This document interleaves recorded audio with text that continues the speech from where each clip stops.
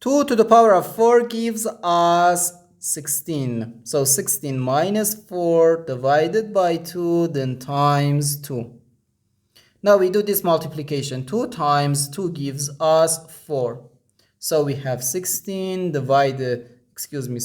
minus 4, then divided by 4. Now we do this division. 4 divided by 4 gives us 1. So we have 16 minus 1, which equals 15. But this answer is not correct, because according to the order of operations, which is PEMDAS,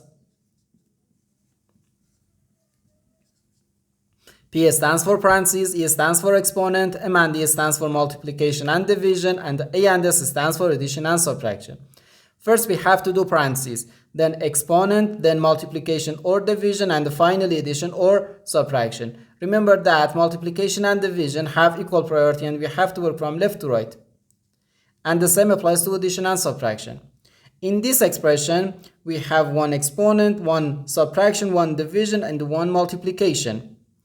According to the PEMDAS, first we have to do this exponent, then this division, then this multiplication, and finally this subtraction.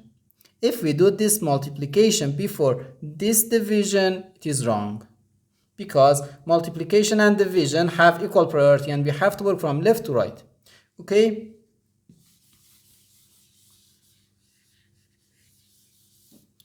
So first we have to do this exponent. 2 to the power of 4 gives us 16. So we have 16 minus 4 divided by 2, then times 2.